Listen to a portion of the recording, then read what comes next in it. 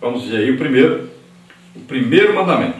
Não terás outros deuses diante de mim. Êxodo 23. Neste primeiro mandamento, Deus se revela como o único e verdadeiro Deus. Naquela época havia entre as nações falsos deuses. Um exemplo disso é o Egito, onde o povo de Israel estivera por 430 anos. Nossa adoração e culto devem ser dirigidos somente ao único e verdadeiro Deus. Não devemos cultuar nem os anjos, Apocalipse 19:10, nem os homens, Atos 10, 25, 26, ou quaisquer símbolos. O primeiro mandamento da lei, reafirmado em um Novo Testamento, foi a respeito de adoração somente a Deus. 1 Coríntios 8, 4 a 6, 1 Timóteo 1, 17, Efésios 4, 5 e 6, Mateus 4, 10. Então, não terás outros deuses diante de mim. Então, aí fala da idolatria. Então, nós devemos tomar todo cuidado com essa idolatria que muitas vezes tem se alastrado até no meio evangélico. Tem pessoas aí que andam atrás de cantores aí para pegar autógrafo, tirar aí foto e não sei mais o que, né? Tem gente aí que adora até pregador. Então temos que tomar cuidado com isso e não fomentar isso. Devemos proibir terminantemente isso. E devemos principalmente parar de pagar aí fortunas a essas pessoas que vivem aí dessa fama, né? e desse estímulo à idolatria. Então devemos parar com isso, temos que tomar cuidado, porque cada dia fica pior. Então quem é que chama? A igreja, os líderes da igreja que estão chamando, que estão pagando altíssimos salários aí, cachês, né? Quem está fomentando isso são os próprios líderes, para atrair muita gente, para arrecadar muito dinheiro. Aí então chama essas pessoas famosas. Mas eu acho que nós deveríamos chamar Jesus. Se você chamasse Jesus, seria melhor. Muito melhor a presença de Deus sem dinheiro do que a presença de famosos e idolatria sem a presença de Deus. É o que está acontecendo. Existe muita emoção, mas não existe espiritualidade. Então nossa adoração, nosso culto somente deve ser oferecido a Deus. Tem gente oferecendo culto aí a pastor, tem gente oferecendo culto aí a pessoas. Devemos tomar cuidado. Nós só podemos prestar o culto, a adoração a Deus, somente a Deus. Não confundamos isso. Então Deus não aceita isso. Ele é único. Só prestamos culto a Ele. Nós vamos ver aí na Bíblia que Pedro não aceita adoração. Vamos ver que Paulo não aceita adoração. Vamos ver que um anjo não aceita adoração. Tudo isso nós vamos ver, está aí na Bíblia. Porque a adoração só pode ser prestada a Deus. Tópico 2, o segundo mandamento. Não farás para ti imagem de escultura. Êxodo 24 a 6. Aqui Deus proíbe terminantemente o uso de imagens idolátricas. Deus é Espírito, disse Jesus, João 4, 24. Então não há como adorá-lo por meio de imagens. Querer adorar a Deus por meio de imagens visíveis é falta de fé, pois Cristo é a imagem de Deus, Colossenses 1, 13, 23.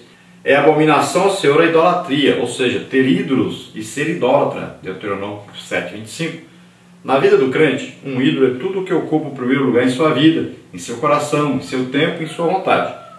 Esse ídolo pode ser acúmulo de riqueza, a busca pela grandeza, pelo sucesso, pela fama, pode ser também a busca pela popularidade, pelo prazer desenfreado. Há muita gente da igreja se arruinando espiritualmente por causa dos ídolos do coração. Então aqui existe muita confusão sobre aí imagem de escultura. Então sempre você deve ter em mente o seguinte: toda imagem de escultura, ou imagem feita, ou gravura, que ela for feita com o objetivo de trazer adoração a essa imagem ou gravura, é o pecado aí que está se referindo aí nesse segundo mandamento. Porque às vezes você vai tirar uma foto de um filho, isso não é idolatria. Tem gente que chega ao radicalismo. Não pode fazer nenhuma figura, nenhuma imagem, nada. Então, todas as fotos seriam erradas, então. Então temos que tomar cuidado. Tudo que você vai usar como figura, como foto, como uma imagem, para transmitir um ensino, alguma coisa, que não leve as pessoas a idolatrar isso, a adorar isso, não tem problema. Agora, se você está usando alguma coisa que vai levar a pessoa à idolatria, então não use mais. Então temos que tomar cuidado para não estimular a idolatria. Então tudo que nós fazemos com relação a figuras, esculturas, gravuras e tal, deve ser feito com o objetivo de ilustrar alguma coisa, de trazer uma lembrança de alguma coisa, mas nunca de levar o povo a adorar isso. Olha, Deus mandou fazer os querubins, né? Aqueles dois anjos ficavam ali em cima da tampa do propiciatório da arca, tocavam suas asas assim em cima, uma com a outra, e eles olhavam para baixo, para a tampa do propiciatório, onde era oferecido o sacrifício a Deus. Ali o sangue, né, de um bode, todo ano era oferecido ali, e Deus queimava aquilo ali, e recebia aquele sacrifício. Então veja só, os querubins eram imagens? Eram. Alguém adorava os querubins? Ninguém. Nunca houve um caso de falar, o povo adorava aqueles querubins que estavam sobre a arca. Não, não adoravam. Eram imagem? Era. Figura do que estava no céu. Mas ninguém adorava aquilo ali. Então existem as imagens que o povo adora. Veja bem o exemplo da serpente que foi pendurada lá no haste, lá no deserto, para que todo aquele que olhasse para ela seria curado pelas mordidas das serpentes no deserto. Depois o povo começou a adorar aquela serpente. Teve que aquela serpente ser totalmente destruída. Foi Deus que mandou fazer? Foi. Mas o povo começou a adorá-la, então teve que ser destruída. Então, tem a imagem que não é adorada e tem a imagem que é adorada. Então o crente nunca deve ter uma imagem para adorá-la e nem deve fazer alguma coisa para que as pessoas adorem. Só podemos adorar a Deus. Então toda idolatria é pecado. E idolatria vem a palavra vem aí, ídolo. Então você pode ter um ídolo. Pode ser um cantor, um pregador, pode ser o dinheiro, pode ser o carro, pode ser aí um filho, né? Então são vários tipos de idolatria. Tudo aquilo que ocupa maior espaço, maior importância no seu coração do que Deus, isso é aí um objeto de idolatria. É uma pessoa que você está adorando ou alguma coisa que você está adorando mais do que a Deus. Então isso se torna idolatria. Terceiro mandamento aí, não tomarás o nome do Senhor teu Deus em vão. Êxodo 27. O nome de Deus representa Ele mesmo, sua divina natureza, seu infinito poder e seu santo caráter. Este mandamento, portanto, diz respeito à santidade do Senhor. Tomar o nome do Todo-Poderoso em vão é mencioná-lo de modo banal, profano, secular e irreverente. Então tem gente que fala Deus aí 500 mil vezes aí, parece por mês. Como se esse nome fosse uma brincadeira. Tem gente que faz até piada com o nome de Deus.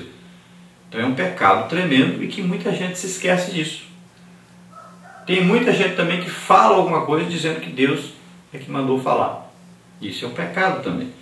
Então nós devemos tomar todo cuidado com o nome Deus. Esse nome Deus deve ser reverenciado.